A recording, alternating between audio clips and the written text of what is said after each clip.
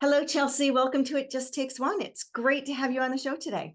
Hi, Kelly. Thanks for having me. Well, we have made it. We have made it to the next stage. I will not say it's an end, because sometimes I think you get a book done and it's really just a beginning. But you and I have been working together on this book for a while, and we're finally at the point where we're going to get it out into the world. How are you feeling about that? I'm excited. It was a long process, but no, I'm excited that we finally feel like it was ready to put out there. Yeah, for sure. And it's actually a great place for us to begin, because a lot of the listeners that are tuning in and are following us often say, I hear it a lot, that they don't feel like they're writers. They might be great at whatever they do and they're not writers. Mhm. And it brings me back to when you and I first met. And one of the first things you said to me is, I'm a gymnast, I'm not a writer. Do you remember that? Yes, I said that probably more than once. And so I want to share that, because if the listeners are out there and they're thinking, I'd love to write a book, but I don't know how to write and I don't think I can get it done, I want them to hear how you went through this and how you actually figured out the way to get this finished. So just share a little bit about how we went through this process and how you actually got it out onto paper. We did. Yes, that was the thing. I absolutely said I am not a writer. I'm a gymnast. I'm good at other things. I love reading. I'm a very avid reader, but to put like all my thoughts coherently down in just a way that is fluid and makes sense and is easy on the brain, wasn't that. But I started with recording.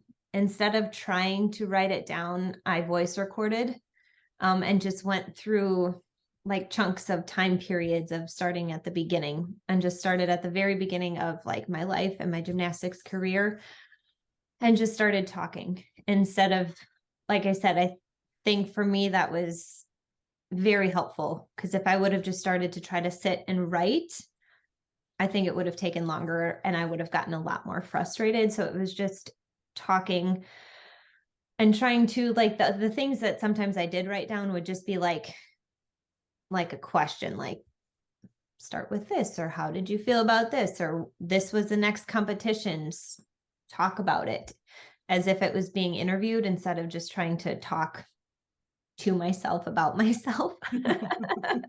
As long as nobody hears, it's fine. Yeah.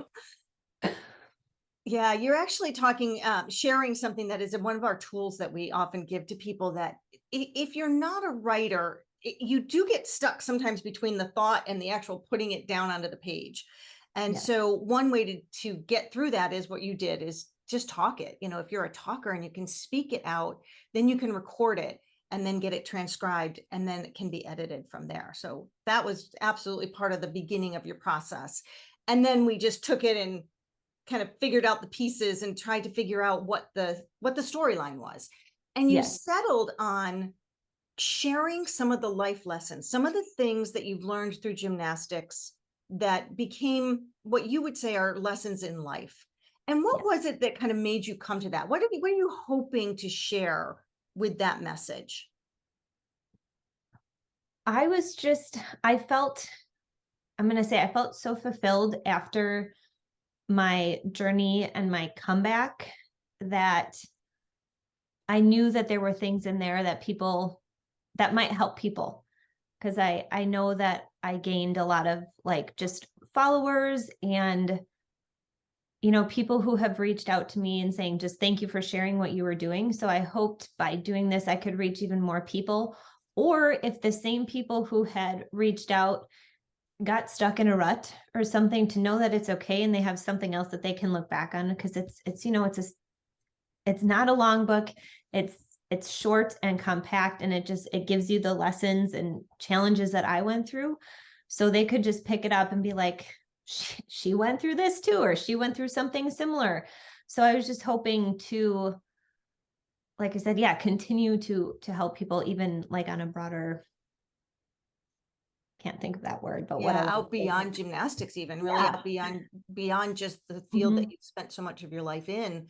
Anybody, when you read this book, anybody who is interested in a great story, who loves to learn something when they read a book, is going to enjoy the lessons that you shared, and hopefully take at least one of those and think about how they can apply it in their own life. and make their life better for sure. One of the things that you did really well in the book, and I think is also important for the listeners to hear, is, people hear Chellsie Memmel. They've seen your success. They know your name if they followed gymnastics at all in this, last 20 years. They know the name Chellsie Memmel. They've seen the medals. They've seen the world championships. They've seen the Olympics. And I think there is this tendency that we have, that when we see that, we think that these people just have, they just have it all, right? They've gotten to these amazing successes and haven't had any challenges, that they just have it all figured out.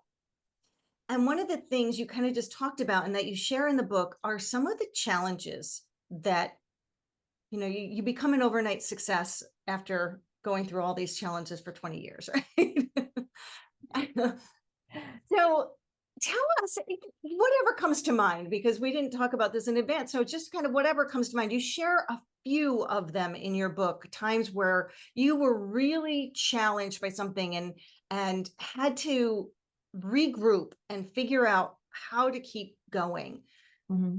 Go ahead and share what comes to mind when you think of that, sort of just off the top of your head, any of those challenges.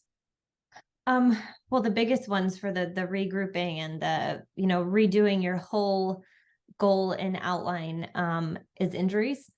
I've had many throughout my career, and a few of them were very untimely injuries. Not the first injury I've had, but, being very close to, or during the Olympic year, close enough to the preparation time that you need to get ready for the Olympics. That's super untimely. I've torn my rotator cuff and my labrum in the middle of competition at World Championships during the team final.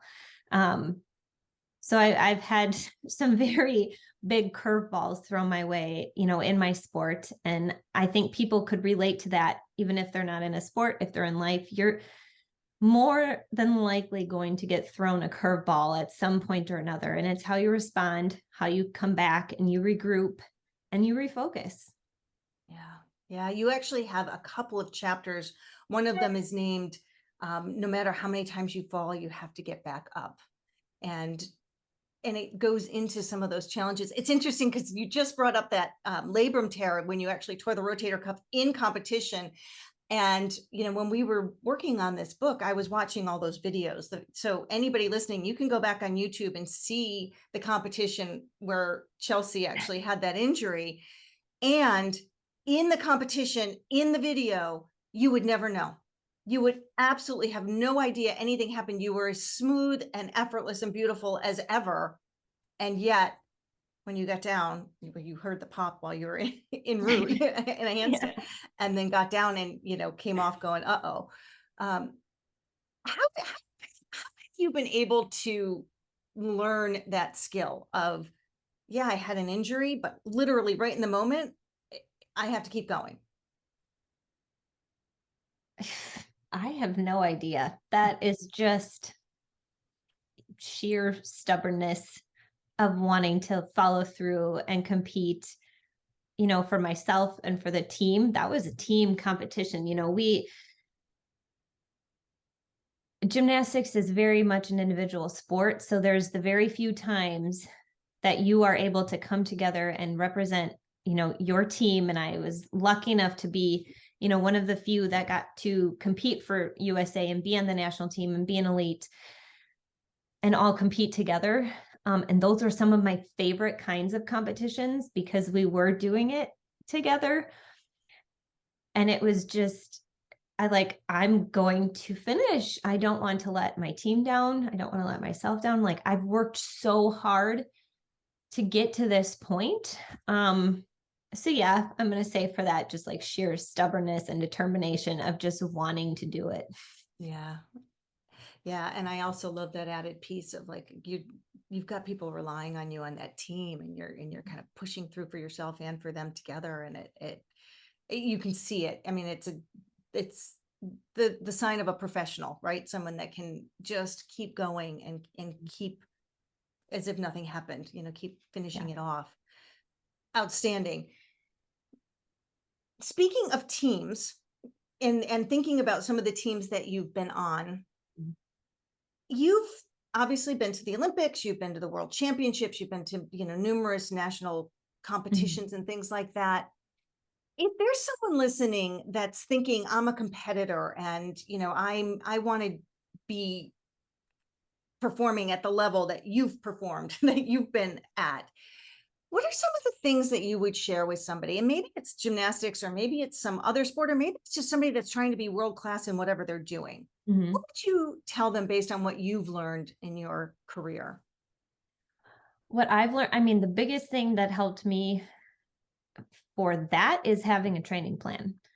Mm. If you want to get at the top of a sport or at something else, I feel like the best thing you can do is write a plan. And that's how we worked. That's how my dad and I, when he was my coach, worked. That's how both other coaches I worked. It was just, we always had that ultimate goal of the Olympics. And then we worked back from there.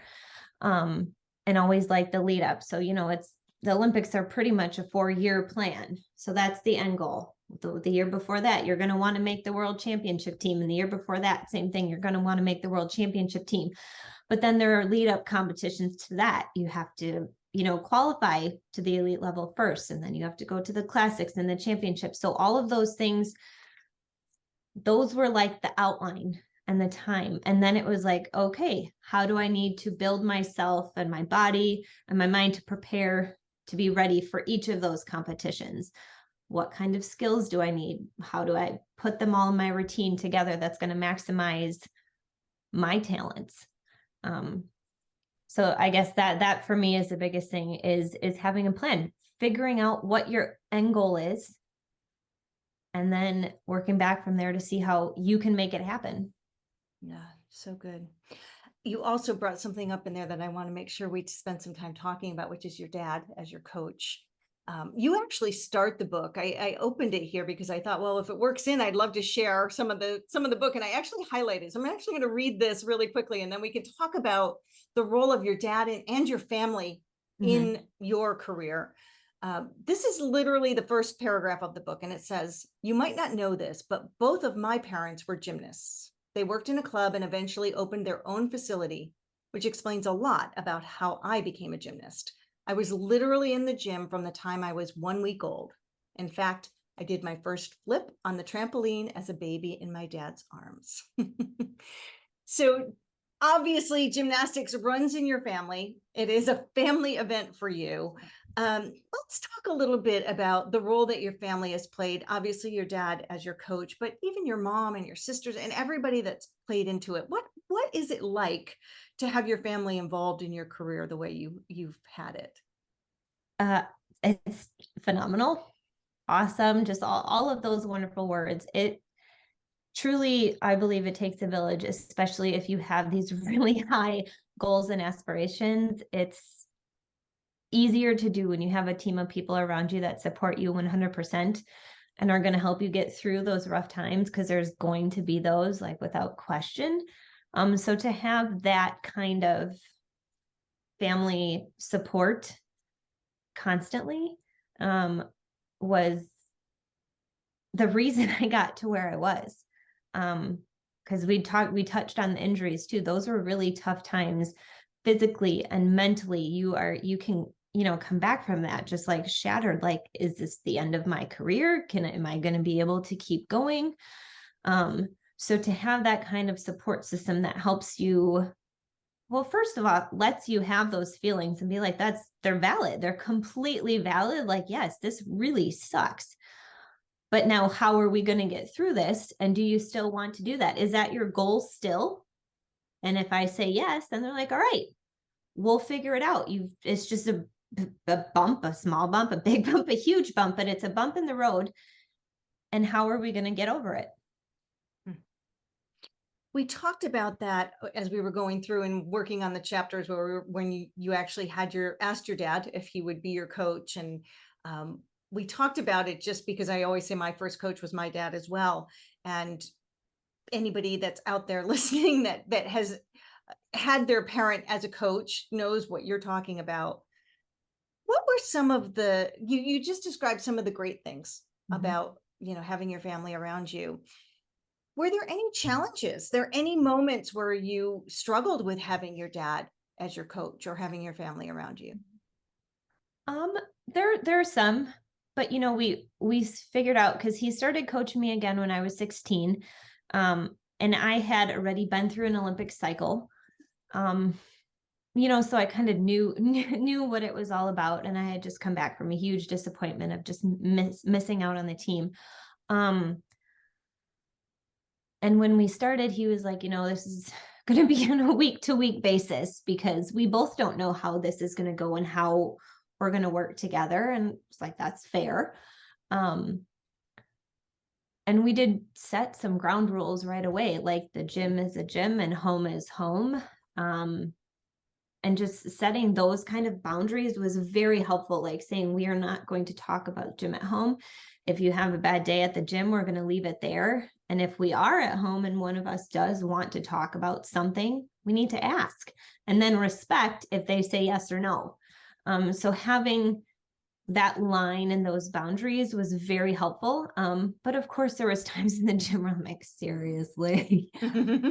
A lot of times if that happened, I would go over to mom and be like, Mom, Dan's being kind of a jerk. And she'd come out and get in the middle of it.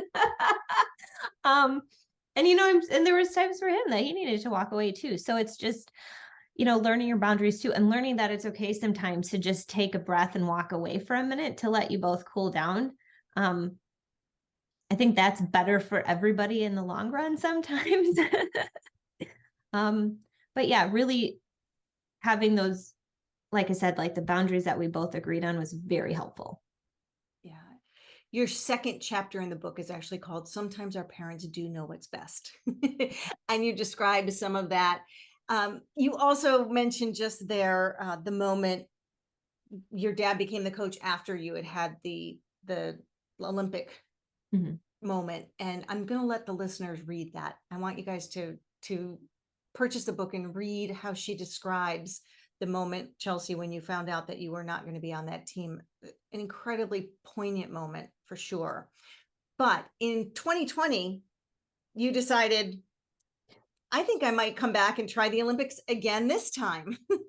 Why not? Which is when you kind of came back into the national spotlight again and made this huge thing. But I want to talk about it because there's so many pieces to it that are so incredible.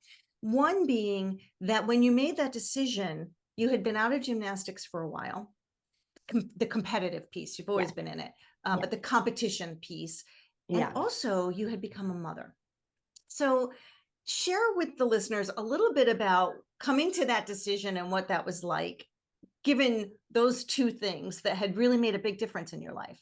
Yes, it was a big, I was a big change, a completely different stage in my life than when I was a kid and I was training in gymnastics was the sole focus, and everything else in my life revolved around how it was going to affect my gymnastics. And that it's well, again, it always goes back. It started with a pandemic.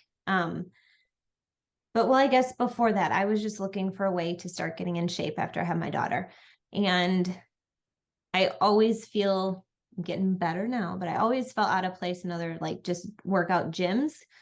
And then I thought too, well, I'm already in the gym coaching. I know how to condition. I know how to train. I know how to work out like a gymnast. Why don't I start here? And I did. I just started stretching and working out and conditioning with the group of girls that I was helping coach at the time. And that's when the Chellsie challenges started. And that's when those like lit that competitive like fire in me. Because it had been a long time. Like I hadn't competed in 8 years probably. And just doing those, it was like, oh, well, this is kind of fun again. So then we just started doing challenges more. And the more we did them, the more I started conditioning because I wanted to be better. And it just kind of kept going. And then, so I was just conditioning, working out. I really wasn't flipping or doing gymnastics, but I was having fun in the gym conditioning.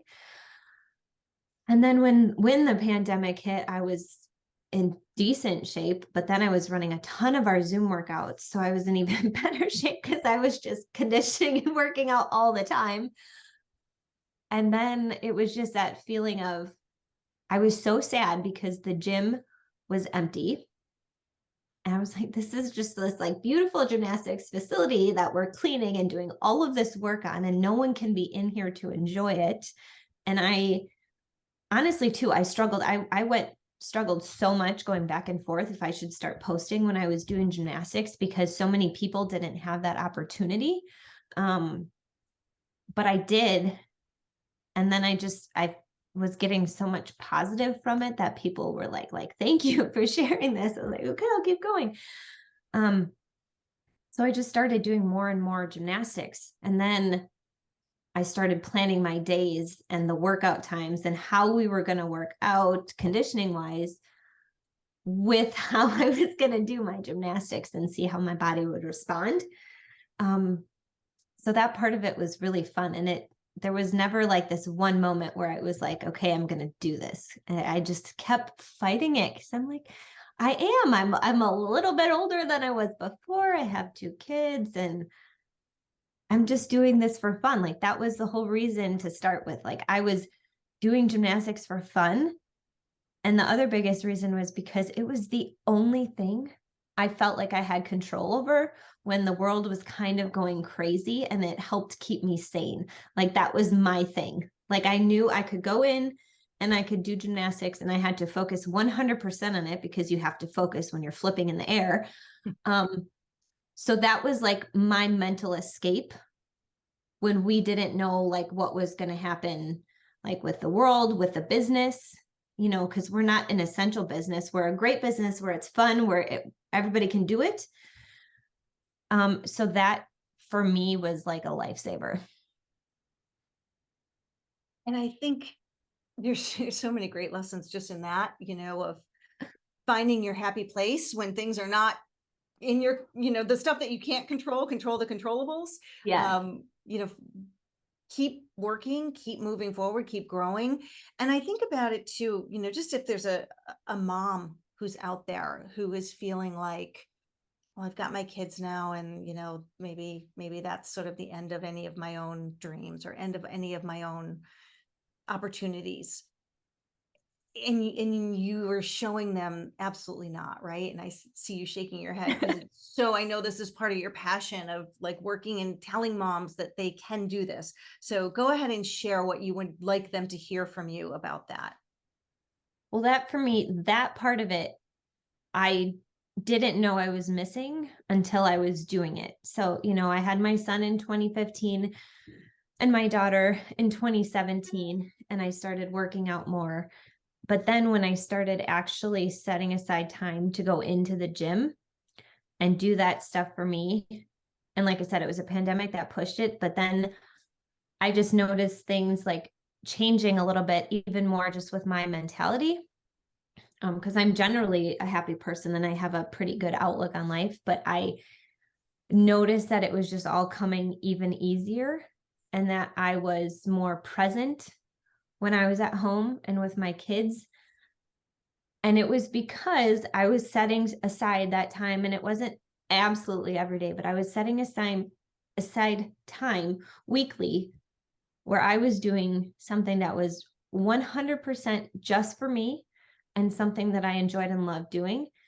And it, like I said, it just made a huge difference on like everything. And like I said, it was just also really eye-opening because I said, like, I didn't know I needed that until after I started doing it. And then I was like, well, why wasn't I doing this sooner? Because it filled me up more. And like I said, it just made everything better. So I think sometimes, I know a lot of times as us, as moms, as parents, dads, everybody, even adults just who are in the workplace where we get into this grind and we sometimes forget to take care of ourselves and do the things that we truly enjoy. And that doesn't mean you have to stop and just do it every single day for all the time. But if you set aside 1 to 2 hours each day, each week, where you can do something that makes you happy, everything else is just going to feel better. And that is one of the big messages that I wanted to get across, because I feel like that is so important. Yeah, I agree. And it's such a great message for all of us, to sometimes I think, especially as women and as moms, we're given this pressure by culture or society that, taking time for yourself is selfish and somehow wrong, and that we're supposed to feel guilty or not do it. And I'm so in agreement with you. I love that message, because it is what makes us better in every part of our life. So whether that's gymnastics or working out or writing a book or riding your bike or dancing to a great song or whatever it is for you, do it, because as it fills you up, like you said, it makes everything else better. The other thing that you touched on, which I think we should mention because it really ties into the book, is during that time when you were at the gym, you started Chelsie's challenges. So tell us, for anybody who isn't following you on Instagram and doesn't know what those are, share what those are, because it is actually the title of the book. It is the title of the book, and it was so funny. Yeah, just how that happened. But there are conditioning challenges. A lot of them are gymnastics based challenges, but they're conditioning challenges. We started doing them weekly, as a way to just motivate some of the girls in the gym and bring some fun into conditioning, because might not always be fun. But for me, I just know that when you're in the gym and you're a role model and when you're a coach, it's a lot easier sometimes for the kids to get into it if you bring in the energy. And I feel that like wholeheartedly. So if I am all in on this competition, they're going to buy in a little bit easier than if you're just saying, hey, this is what we're doing. All right, let's go. So that's just kind of how they started. And like I said, they just kept going, and I just kept getting competitive. And it was so funny because after the first couple I don't even know what number, one of them I did, and I completed it, because I'm competing against a teenager and the camera's on. And then I was like, well, maybe I should add this one, into my weekly workout. And I could not get through it. A couple days later, I was like, whoa, that was humbling. Because it was like you see how much sometimes that competitiveness and the camera and that little shot of adrenaline will give you. I'm like, all right, maybe I got to work harder. And I've continued to do those, not quite as on schedule, but we still do them because they're still just a fun way to, or I say fun a couple of times, but a fun way to bring a little bit more fun into conditioning. Yeah. Yeah. And they are, if you haven't watched them, get on Instagram, follow Chellsie, you'll see them on there. And they're always something unique, sort of a funny twist on something that you might have seen before, and, something that's a little bit more challenging. And if you are somebody who can try it, go for it. Yes. Or at least try some level of it, because it's Yes. fun to challenge yourself. So that kind of brings us to where you are now. Went back, tried for the 2020 Olympics, didn't quite make that, but ended up opening some doors to some new things. So share a little bit about what you're doing now. What I'm doing now? Well, I'm still active in the gym. I still play around with skills. I'm just not actively training for anything. But I love conditioning. I love being active, and it's so funny how your attitude shifts sometimes when you get older. I wish I had appreciated conditioning this much when I was younger, but it's fun when you explore and you learn and you grow. So I love this new mind shift change.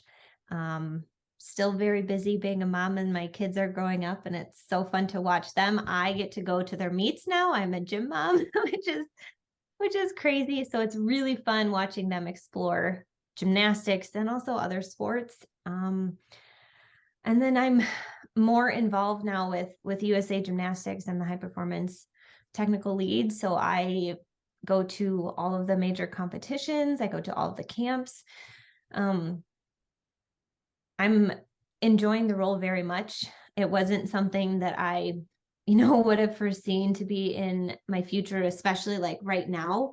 But it's a very awesome way to stay involved so much in this sport. And if I can, help guide these new women coming up and if they can learn from some of what I've gone through as an athlete, and I can just help them, then I think it's great. Yeah.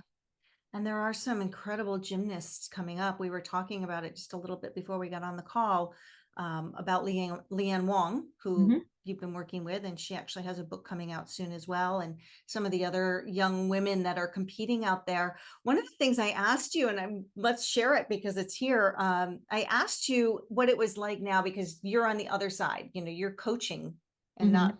competing.